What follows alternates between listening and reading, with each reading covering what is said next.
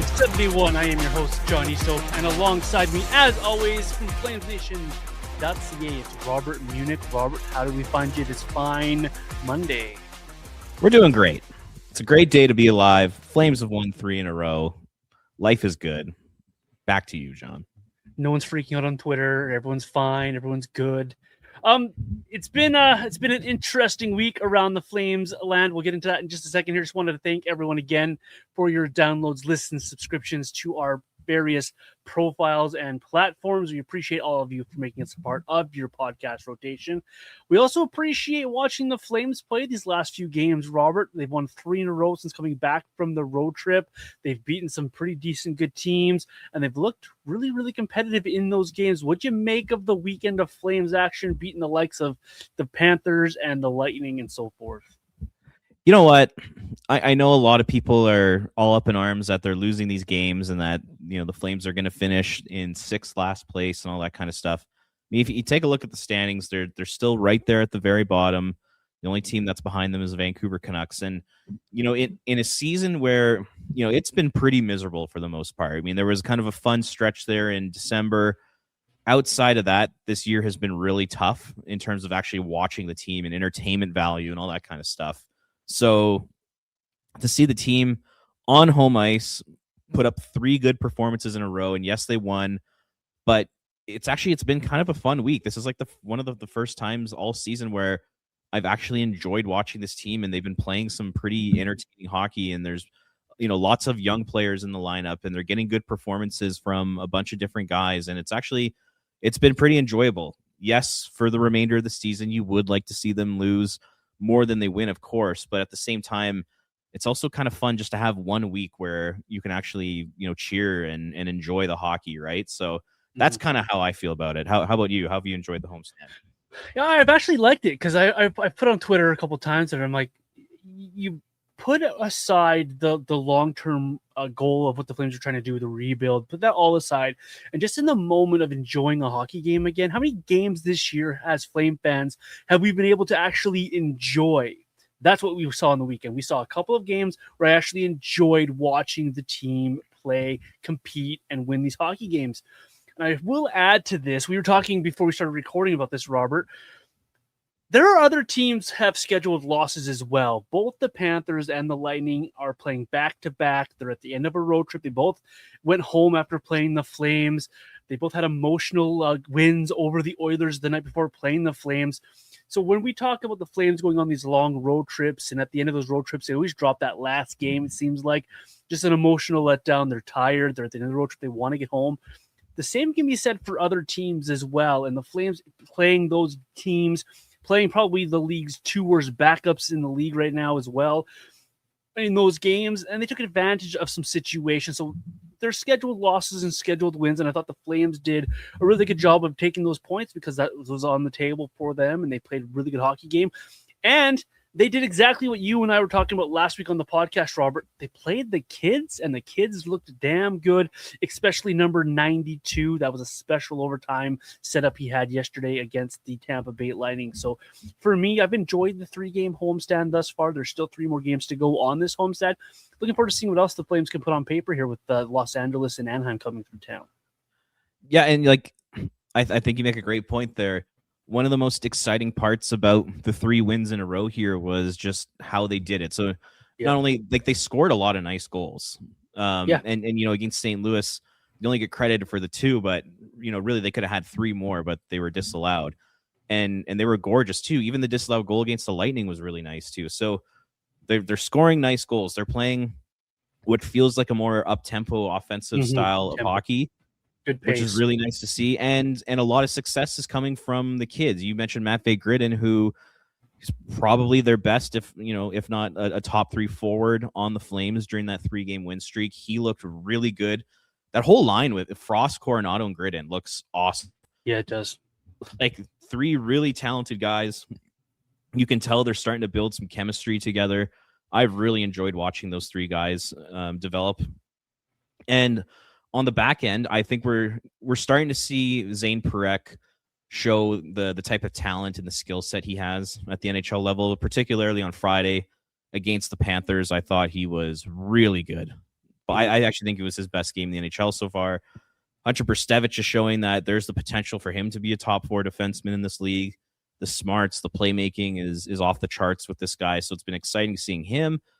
Dustin Wolf played well against the Panthers. Cooley's been looking really good. Like there's a lot to be excited about when it comes to the youth of this team. And that's one of the reasons why it was actually fun to see them win a few games, because it wasn't just the vets that were leading the way. The young players played a big role in all this too. Yeah, you also saw before he got injured against the Panthers, or you saw Connor Zary, and I thought the 2 games before that, he looked really good. He started to come on, very much engaged against the Blues, one of the better forwards in that game as well for the Flames. And Matt Coronado has seemingly found another gear as well. So it's not just the rookies you're looking at, it's the younger players that you're hoping is part of the group going forward. Morgan Frost is showing some really good flashes in the last couple of weeks as well for me. So it's nice to see guys like Brstevich and Parekh run their power play units. I really like the stick work that Brstevich has had defensively as well. The last couple of games, a really nice save against the Lightning as well. Gritton's playmaking, Matt Coronado's finishing. He should have more goals than he has now. But you're seeing the progression from the younger players on this roster. They're giving more opportunities, putting more spots to succeed, and they've done nothing but take the ball with it and run with it. People can complain all they want about the Huska system or the Huska way of playing. These kids are just going out there and playing. It's like Huska said, okay, I know what we got here, let them go play. And these kids have responded incredibly well. And it's nice to see. It's nice to see these guys take advantage of those opportunities, because we're just seeing people are starting to compare Gritton to like Kucherov level of play. Like I'm not there yet myself. Yeah, that's crazy. That's high praise for a young kid. It's how excited fans are to watch these kids play, and why you and I last week on the pod were talking about let these kids play, because they have skill, they have these opportunities, and they can run with the ball here. And that's what we saw over this homestand thus far, and I really hope we can continue to go down this direction with these kids, because it's special to watch. And I hope that Dustin Wolf can get a little bit more of a heater as well himself, just to improve his confidence in his game, because I think he's slowly coming along the season, getting better as the season goes on here. He's had a couple of rough starts, but he's still the future goaltender, right? And with Devin Cooley coming in quickly on him, we'll talk about Cooley in a little bit here. Devin Cooley coming in quickly and strongly here with his performances has really pushed Dustin Wolf. I think it's a good thing to have that internal competition as well. Yes, isn't it crazy that the idea that you play your young players more could actually lead to some success? Yeah. Like, oh my God, what a crazy idea! Like, who's been talking about that this season?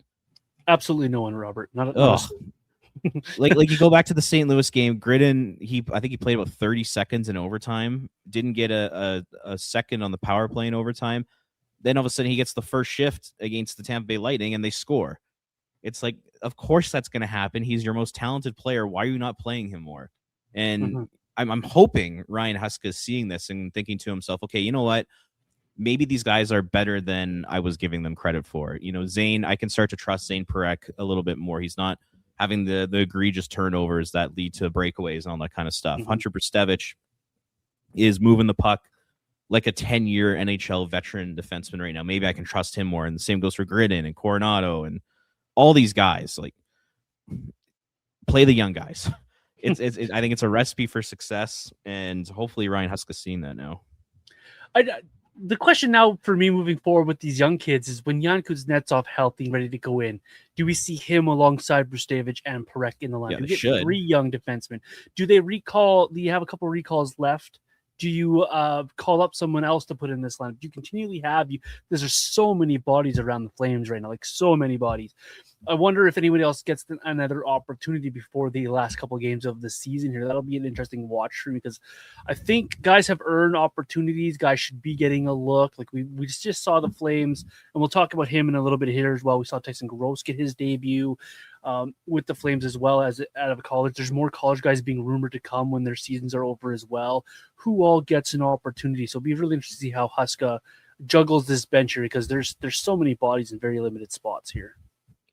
It's a good point, just from a logistics standpoint and just a practice standpoint. You can't have 22, 23, 24 guys around. Like, I just don't think that's probably the right way to go about your business if you're an NHL team. And then that means you have to sit out 5 or 6 guys a night. And you might start to, I wouldn't say ruin relationships. You might have some hurt feelings there a little bit. So you got to be a little conscious of that.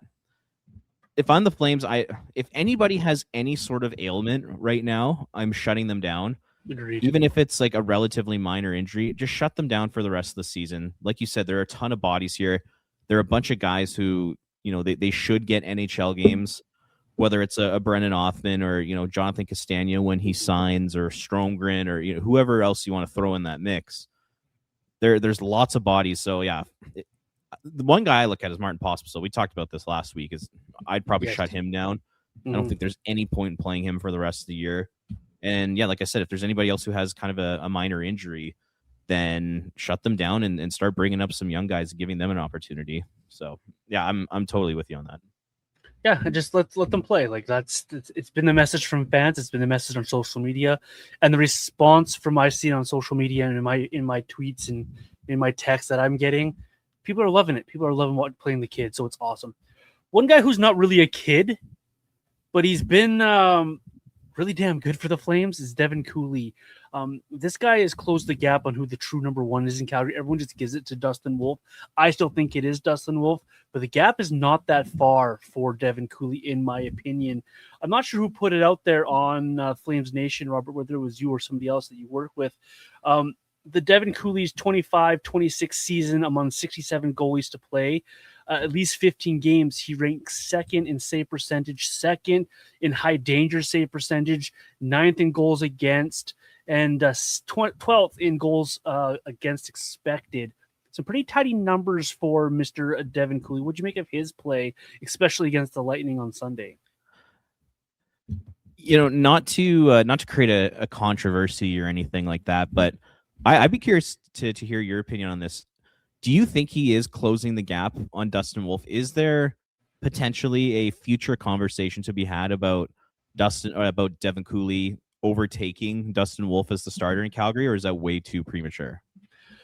I think it's a little premature because if you think about where we've come from the start of the season, where people were talking about bringing in a goaltender at the beginning of the season, as training camp is wrapping up, Flames are shopping for a goaltender. The Flames should pick up this guy off waivers, that guy off waivers. They need Nico Dawes to solve the problem type of thing. From what we saw then to now is we've seen a guy who's capable of coming in here, spelling off Dustin Wolf, and you're not treading water. It's not going back to the Kiprusoff days where you're hoping McElhenney can make a couple of saves or Joey McDonald can make a couple of saves.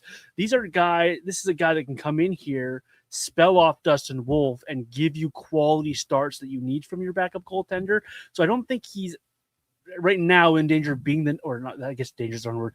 I don't think he's in that number one category yet, but he's definitely a good tandem guy and a guy that you can rely on if Dustin Wolf struggles a little bit. I still think it's Dustin Wolf's net.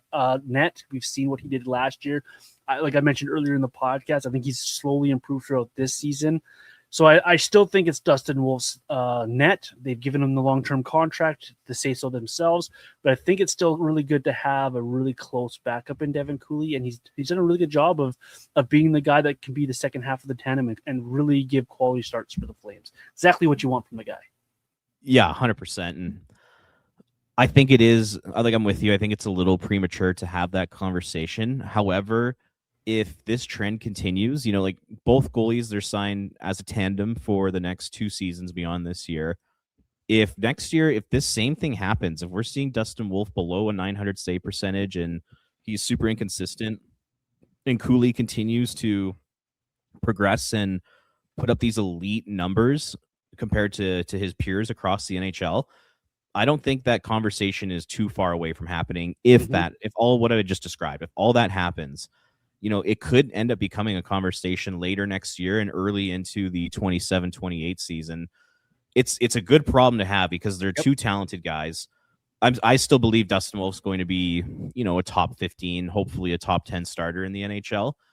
But the thing with Devin Cooley is that he almost moves as well as Dustin Wolf does. He's almost not kind of has the same athleticism as Dustin Wolf, but he has a much larger frame that takes up more of the net. Mm-hmm. And that's the one really intriguing thing about Cooley is that Wolf is known for his athleticism, and I think that's what makes him such a great goalie in this league. But Cooley has that element too.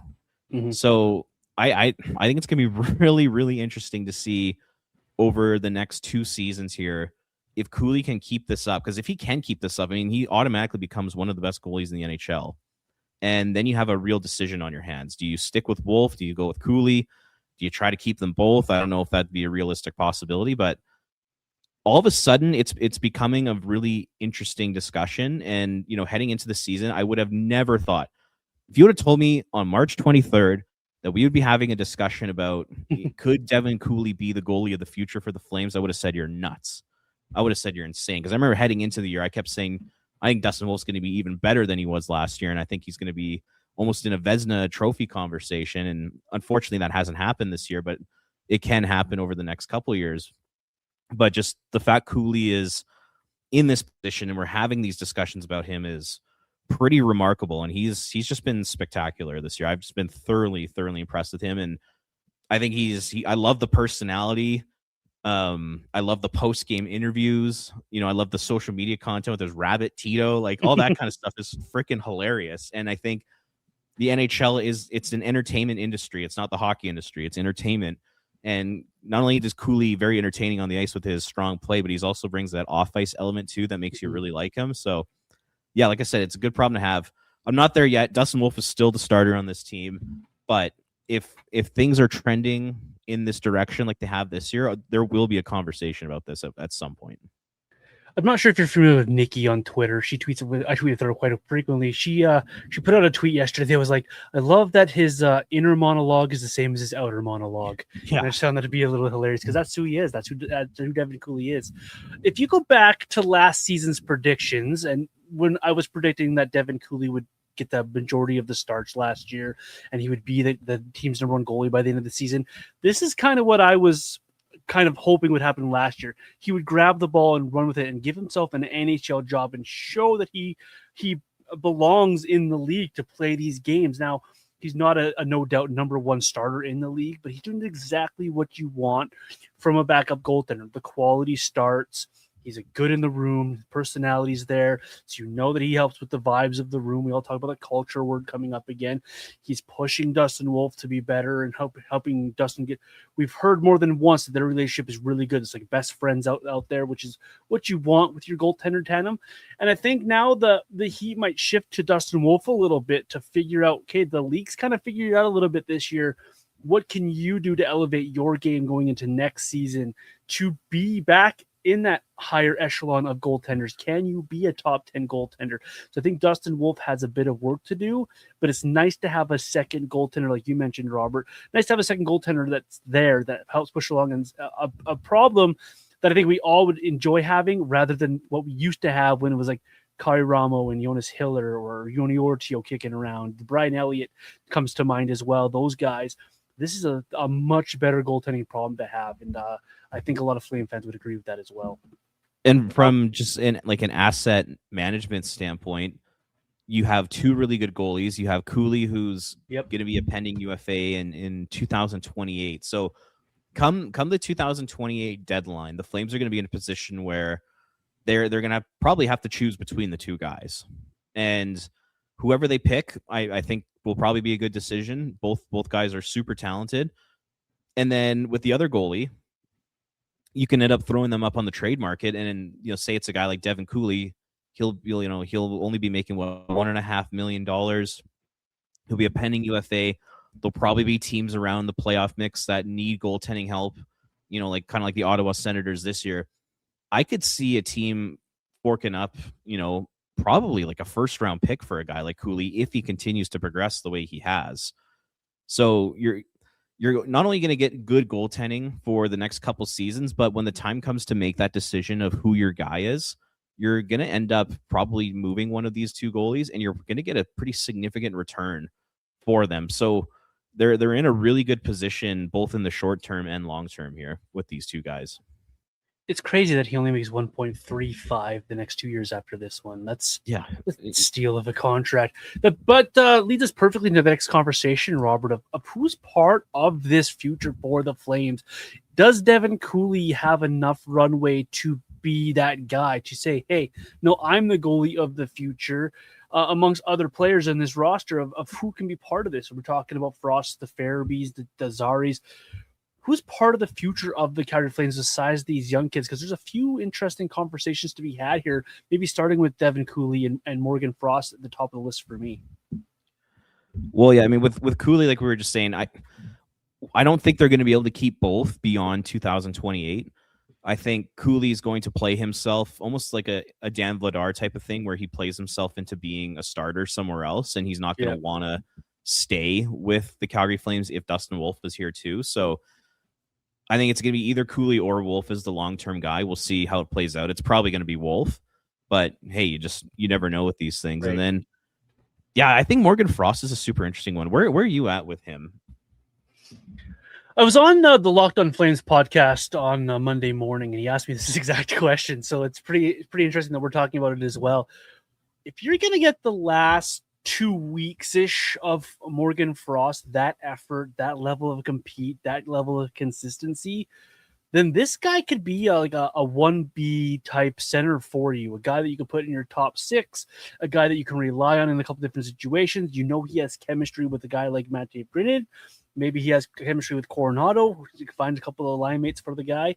And this guy could be a pivotal part going forward. But if you're going to get December Morgan Frost or January's Morgan Frost, the inconsistencies in his game, the frustration that it leads you to have because you know the skill is there, then he can't be part of the future. He just can't, because you need something that's going to be a little bit more reliable, has a veteran presence on this roster. That's assuming guys like Michael Backlund have moved on and Blake Coleman have moved on because they're up in their later 30s. So Morgan Frost, for me, has an opportunity here to put himself in a good spot to be this team's 1C or 2C on this roster for a while here. If he can continually put together the consistency that we've seen over the last few games here, because I really like that line. I think it's probably been the Flames' most consistent line over the last couple of weeks. I think that they've been dialed in, and I think Morgan Frost has really shown flashes. You talk about those nifty moves he made the other day against, I believe it was St. Louis, where he just danced a few guys. Like, incredible. You see the skill there. His face-off percentages come up a little bit this season. His ability to play on both sides of the puck has come up a little bit. You just need to see it more consistently. So for me, this is up to Morgan Frost. This is up to him 100% in his court. Do you want to be part of the solution here, Morgan? Keep playing like you're playing now. If you don't, then we're keep seeing that inconsistency. I don't think you can have him around long term at all. Yeah, and the interesting thing with him is that, so he's going to be a pending UFA next year. Yep. In order to keep him, you're going to have to sign him long term. I don't think Morgan Frost is accepting anything less than 4 or 5 years. Yep, agreed. So with the decision, it's not like, hey, we're going to sign him to a 2-year deal. And it's just a short-term thing that we can move on when all of our young players are ready to go. It's, okay, if we sign Morgan Frost, it's going to be a 4, 5, 6-year deal. And is he the guy that we see fitting as that, and like you said, like kind of like a 2C for the next 5 years that are in our organization? And if he increases the battle level, the intensity and consistency, I think he has a legit opportunity to be a 50-point, second line center type of thing. I think the sky is that high for him. The sky's the limit for him, and especially on a Flames team where they do not have very many center prospects coming, and the center prospects that are coming up in the system, I think are still at least 4 or 5 years away from being true difference makers. Like guys that are in the lineup that are making a true difference. Like I'm thinking, say Cole Reshny joins the Flames in 2 years. I think it's going to take him a couple years in the NHL to become a really good player, just because that's what happens. If you're young and you're not like a truly elite player, it takes time to develop and become the player you're going to be. So I actually think Morgan Frost could be like a really good stopgap. Agreed. And he could be someone that could take those center ice minutes, especially when a guy like Michael Backlund decides to retire and they're waiting on Cole Reshny and they're waiting on Stocksilius and those types of players. Like I think it does make a lot of sense. And then it'll just end up coming down to whether or not Frost wants to be here. I mean, as an unrestricted free agent, he has the rights and the decision to choose where he wants to play. And, I don't know if he's 100%, committed right now to the Flames. I mean, that's completely up to him. So yeah, the whole situation is really interesting.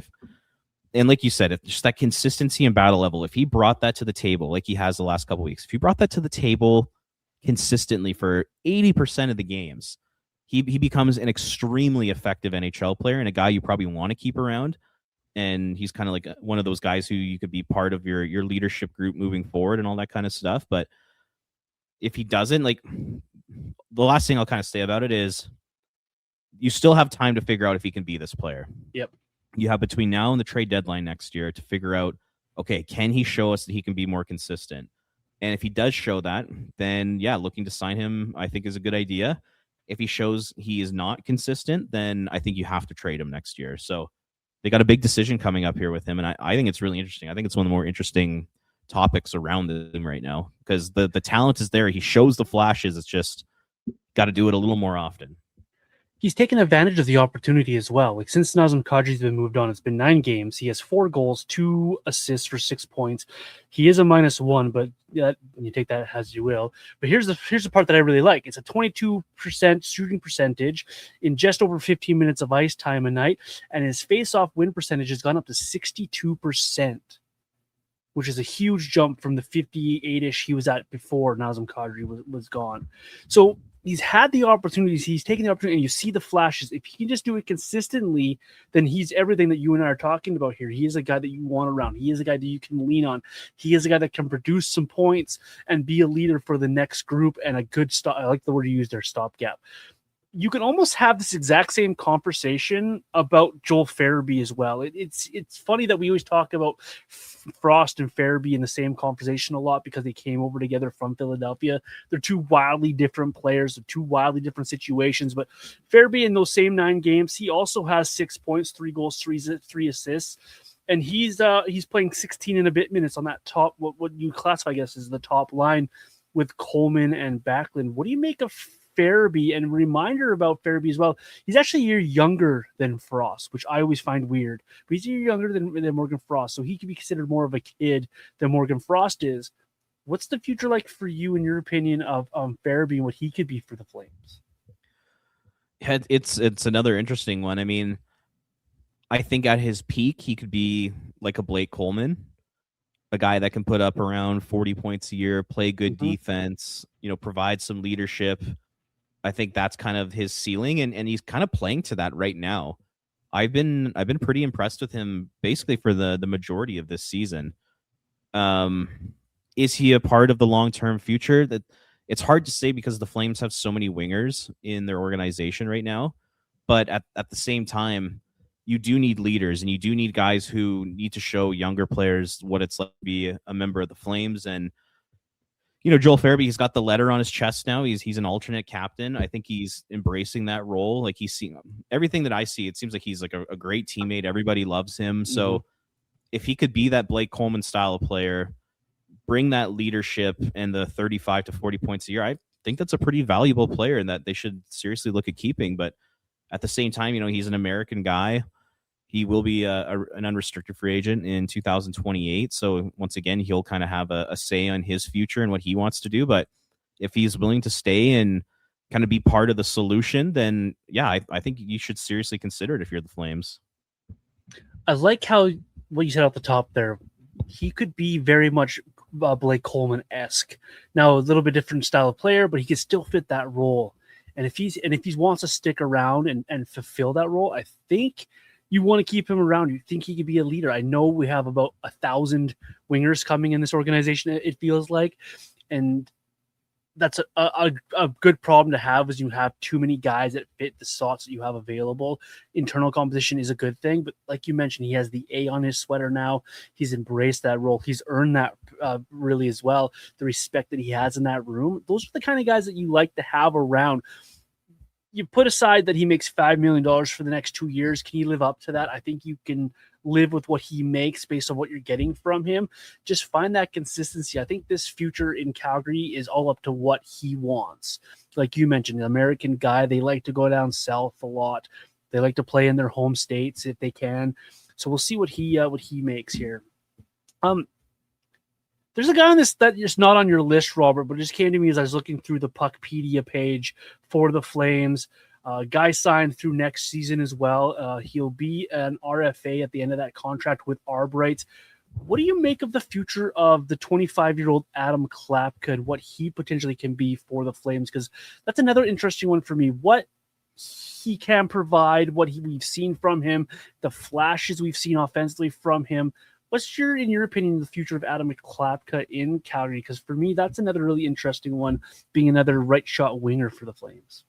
Yeah, it is. It's definitely interesting. And if you go on Twitter, you go on Reddit or all that kind of stuff, and you just read what Flames fans have to say about Klapka, I feel like it's very divided. Yep. There's a group of people who really like him, and there's another group of people who don't think he's an NHLer. And I think where I'm at with him is I think the Flames need a player like him for the next few years.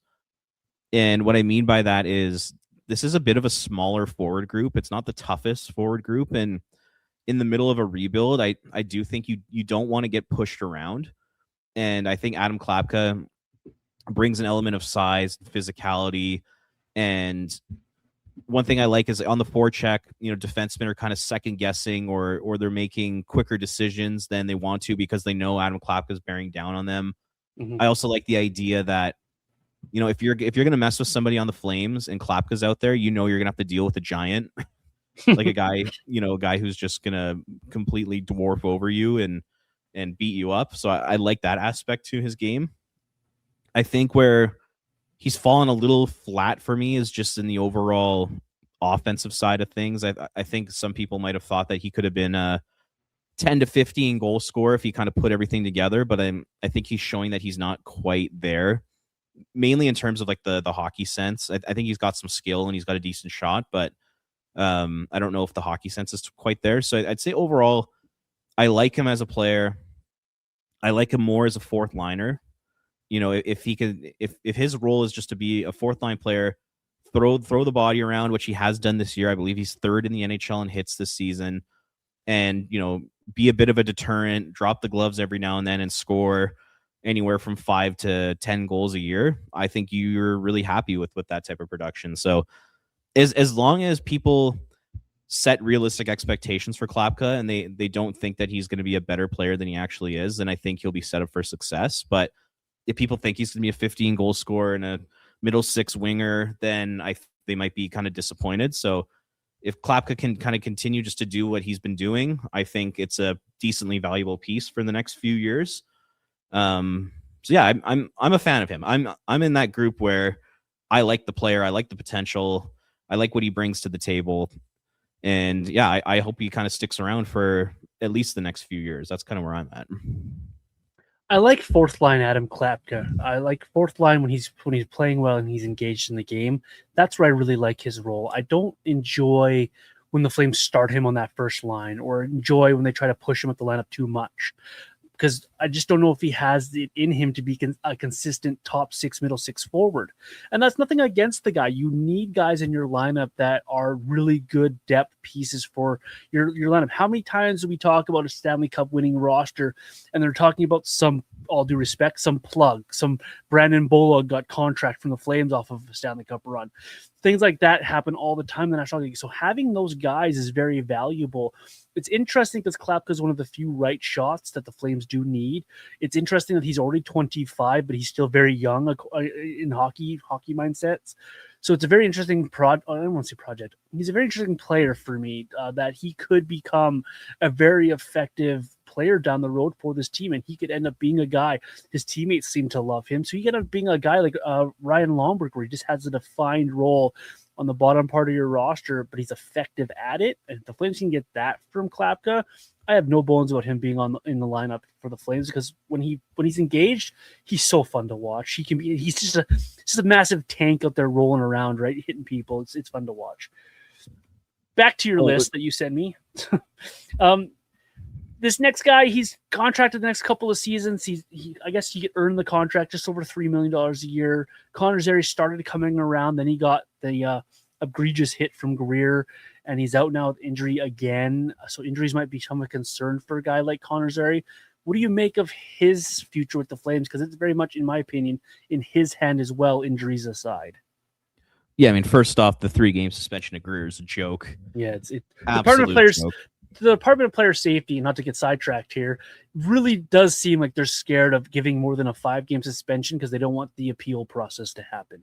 That's what it feels like to me, and that's what I think what this hit deserved.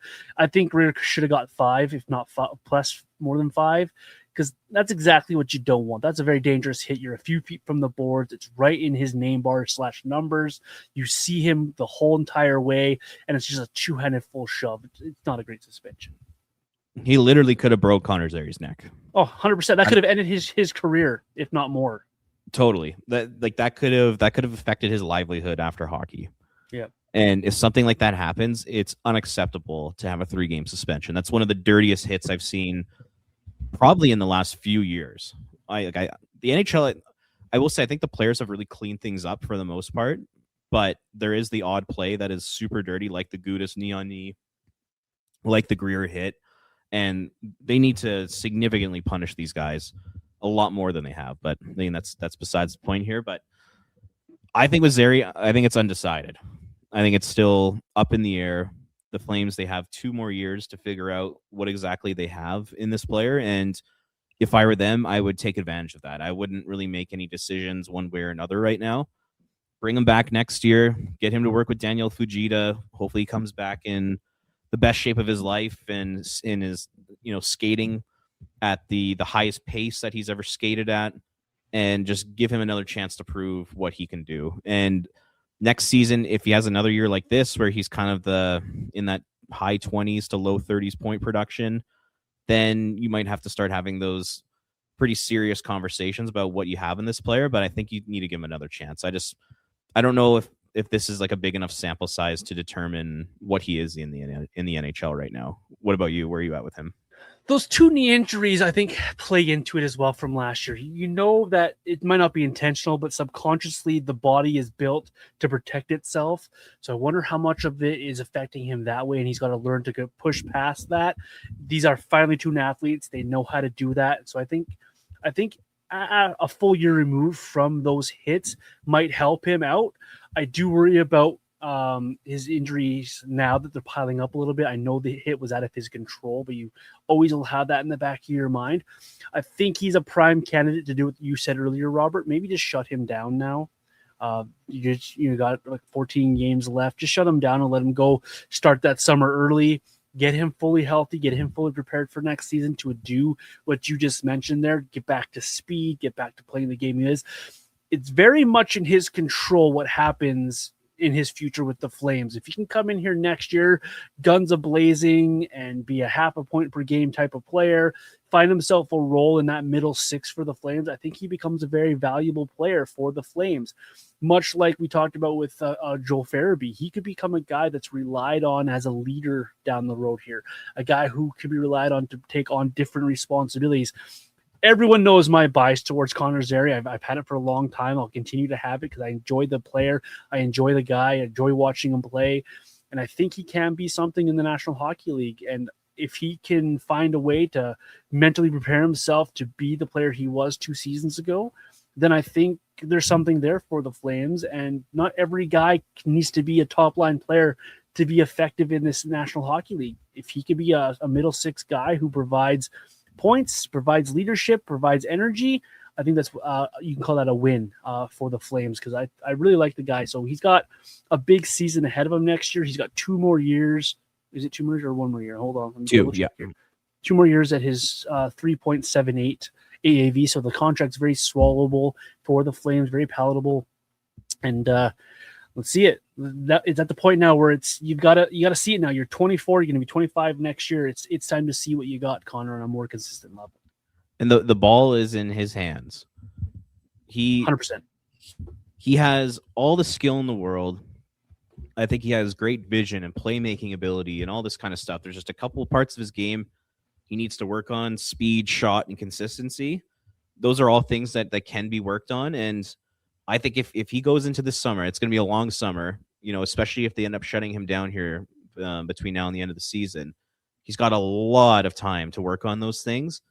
And if he comes back, to training camp and has a great training camp and makes it undeniable for the coaching staff to put him in the top 9 of the lineup, then he's done everything he can, and that's what he needs to focus on. There's no more excuses for him. It's if he puts in the work, he can definitely secure a spot in the lineup next year and potentially beyond that. It's all on him now. Yes, hopefully the coaching staff next year will give him a shot, but he's got to take advantage of that shot because I don't think he's done that enough this season.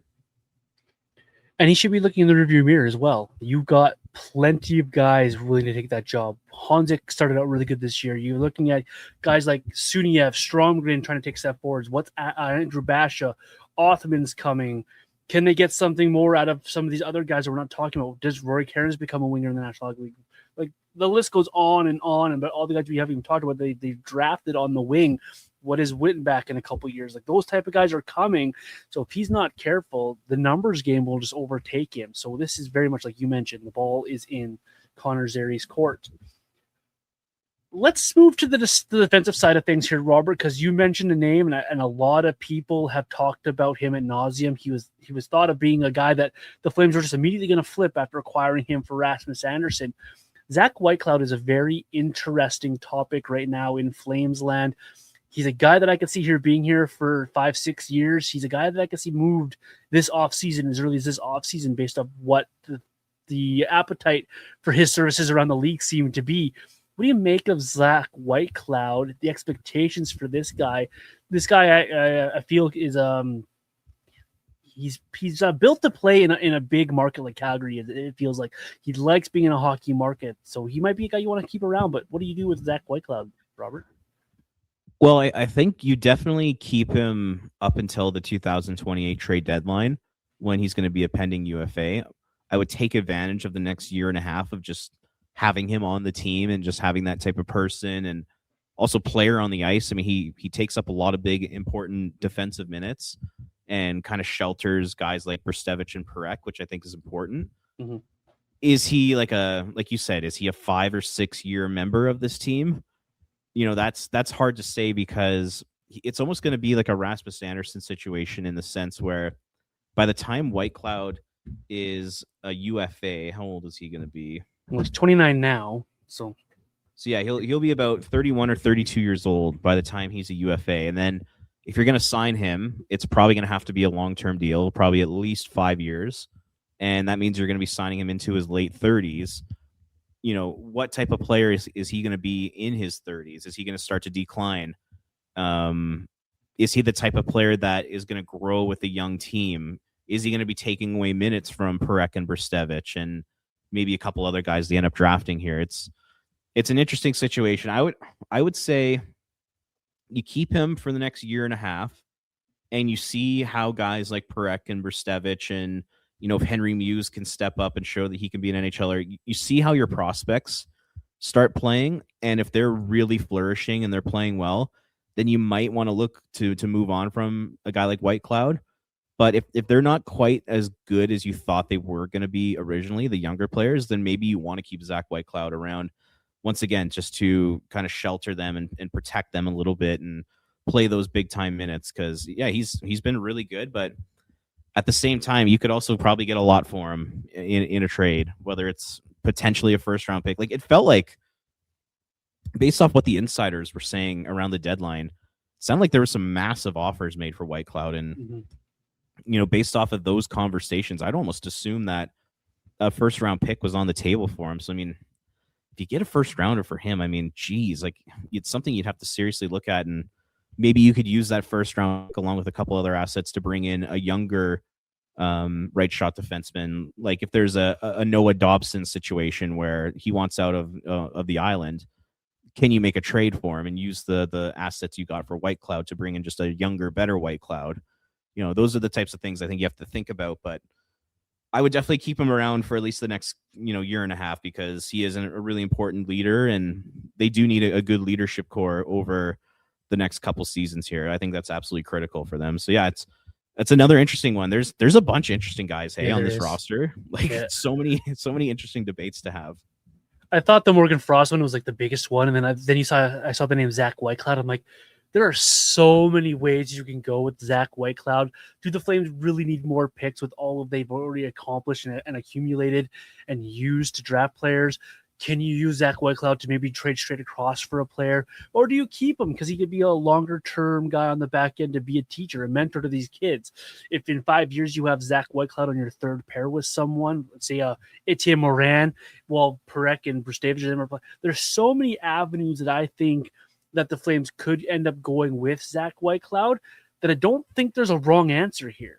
Either you're capitalizing on his play that you're getting, like you mentioned, or maybe a first-round pick more and more, or a nice young prospect, or he's played so well that you've kept him around because he's such a good leader for the rest of this group. Like, the only way the Flames screw this up is if they sign him to like an 8x8 contract this summer or whatever it was, or whenever he's a free agent. Just give him too much money for too long. I think it's the only way the Flames screw this up, because Zach Whitecloud fits pretty much on 32 teams in this league. Zach Whitecloud's a leader. Zach Whitecloud doesn't shy away from things. He's a steady defensive player on the ice for your team. He's good in your room. Teammates love this guy. So for me, it's going to be interesting to see how it all plays out at the end of the day, because like I mentioned here, I don't think there's a wrong path the Flames could take with Zach Whitecloud, because he's just that valuable both to him, to the Flames, and to what's seeming like the rest of the league, who are offering the Flames apparently all these great packages for this guy. So that it's an interesting conversation to have. I personally wouldn't mind seeing Zach Whitecloud kept around even past the 28th, if he's the 28th deadline, if he's still an effective player like we're seeing this season for the Flames. And maybe he does end up becoming a third pair guy. And if he's your third pair right side guy, I don't think that's a bad thing. A leader, a guy who can help the back end, a guy who can lead, a guy who's good in your room. I don't think it's a bad thing to have on your third pair, or maybe seventh defenseman if it comes down to it. So yeah, that's an interesting one.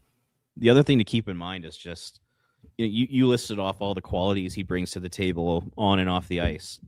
How difficult is it to find those types of people these 100%. days? When you have that type of person, not only is he a good hockey player, but an even better person, how difficult is it to replace that? And that's another thing you have to keep in mind. And, in Calgary, it's not like you can just go out and sign, a free agent to do that, because not a lot of free agents want to come to the Flames unless they're going to be winning, and they're not going to be winning for a while. Like, even this offseason, it was rumored that the Flames were very interested in Ryan Lindgren, and he had absolutely no interest in playing in Canada. And I think you're going to find that as the years go on here. So, you're going to have to replace that guy, and that's not easy. Really not easy. Not easy. Is there anyone on this list, Robert, that we haven't talked about that you feel needs to be debated for this Flames? Because there's a lot of guys on this roster that you kind of know the future for Hanley and Calgary isn't going to be long. The future for Pahal might not be long. The future of Huberdeau is kind of written in stone already. We know Gridden's going to be. Is there anyone we're really not talking about that we should be debating of their future in Calgary? No, I think we covered all of them. I was on Afterburner last night, and one of the things I brought up was just the Flames are in a really good position when it comes to their assets. I agree. In terms of, okay, I think they have 10 guys, 10 UFAs in 27 and 28 combined, and they can cash in on a lot of those guys and continue to stockpile draft picks for 2028, 2029, 2030, which is great. And they could probably sign one or two of them to keep them around. So they're in a really good position right now, just in terms of their future. Like, they can continue just to trade these guys, take advantage of their value, and then, continue to stockpile those picks, because I think that's the most important thing. And, one thing I was thinking about the other day is I think I like the idea of the Flames over the next few years here prioritizing picks in years like 2029 and 2030. And you may be thinking to yourself, like, oh, like that's such like a long ways away from now. But what I'm almost thinking is 2029, 2030, those are years when the Flames are going to want to take that next step. Yep. They're going to go from being the rebuilding team to being like an Anaheim, where now they're an established playoff team and they're competing for the division, all that kind of stuff. And if you have draft picks in 29 and 30, you can use those picks to go out and grab your version of Noah Dobson, that type of player, your Dougie Hamilton or your Lindholm or your Hannafin, the guys who are maybe struggling on another team or have asked for a trade.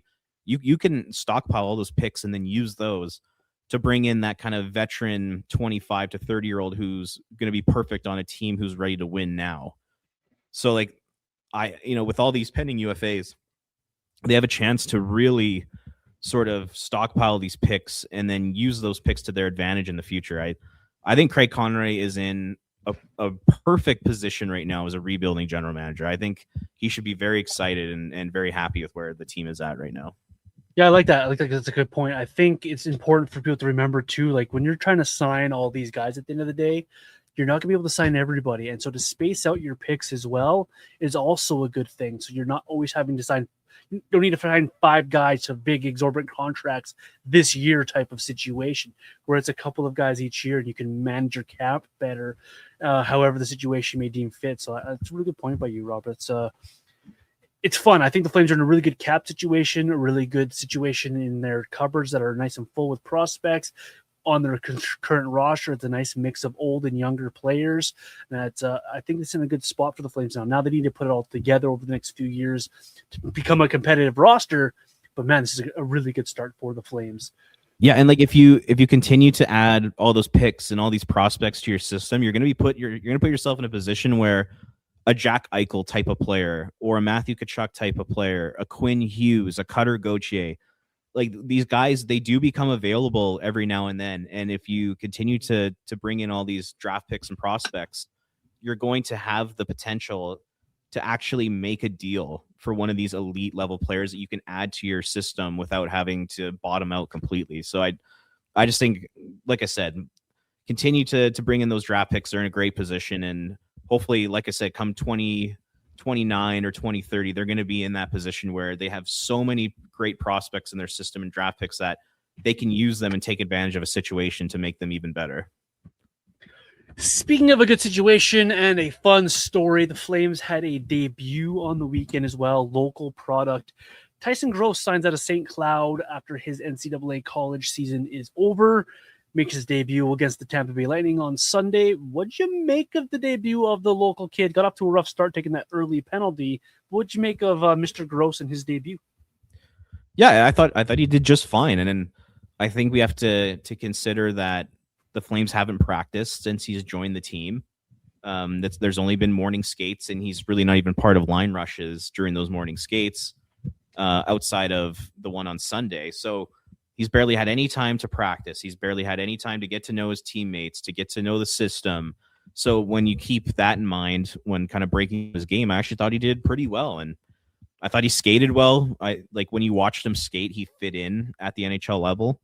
I liked his size. He was good in the face-off circle. There was a lot to like about his game. And like you said, he took the penalty, and there were times when, it looked like he was a little nervous out there, but it's his first NHL game playing for his childhood team. Like, what do you expect? So yeah. Considering all of that stuff, I thought he did just fine. And it's a really cool story. Like, how awesome would that be? Like, you end up playing hockey for your favorite team growing up. Right. Like, how incredible is that? I think that's just such a cool story. So yeah, I thought you did just fine out there. Yeah, it's a great story. It's good. It makes you feel good for the kid. He's played an NHL game. It's more than I've played. He's able to do it on home ice. His parents were there. They were watching. I loved his dad's reaction to when he took the penalty. They showed on the Sportsnet. It was good, and he was just fine. He was exactly what you expected a college free agent to be in his debut. He did better than some other free agents the Flames have signed, in guys like Benowski and other guys that they've brought in to play in that fourth line spot for a game or two. So nothing against him. Hopefully he gets more. Hopefully the Flames are able to find something here more than what we've seen in the past. You've done a little bit of looking into this, Robert, and the free agent college player market doesn't exactly bear a ton of fruit. And so we're hoping here that Tyson Gross is the exception to this rule, because otherwise it's just another guy, just like we saw with Sam Morton, just like we saw with Carter King. They're just guys that come in here, and it's a cool story for the one night and nothing more, Robert. So hopefully he's the exception to this rule, because you found some gems out there. Well, yeah, I mean, this is I was on an Afterburn with Pike a couple weeks ago, and they had just signed Tyson Gross. So I went back and I looked at all the different college free agents that they've signed over the years, and to be honest, it's not the most impressive list of players. So no, it's not. If a guy like Tyson Gross could turn into, say, a fourth line center for a few years, that would be a huge win because just listen to some of the names here. So we got under Jay Feaster, he signed a guy named David Eddy, who I don't even remember. Brady Lamb, who, of course, the legendary Bryce Van Brabant. Of course. Remember him? He got a couple games in 2013. He was awful. And then under Treliving, they signed Kenny Morrison, Josh Healy, Colton Poolman, Spencer Fu, Connor Mackey, Walker Dewar, Garnet Hathaway, and Ryan Lomberg. So, I mean, you got some fourth liners out of that for a few years, which is great. And remember the Spencer Fu sweepstakes when they beat out the Oilers for him, and it was such a big deal at the time.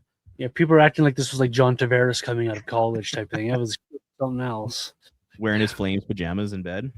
Hopefully he's still enjoying China. Last I checked, he was over there playing hockey. So. Yeah, playing for the Shanghai Dragons or whatever they're called. Yeah.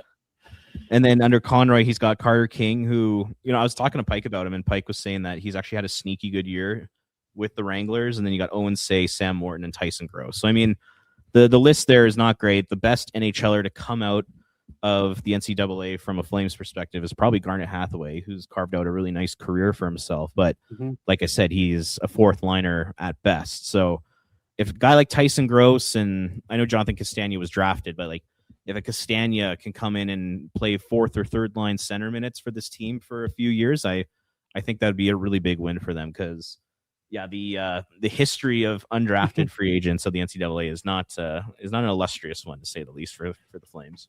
But every year we hear from the insiders, from guys like Frank Cervelli, about how the sweepstakes of these college free agents, they're just a free player.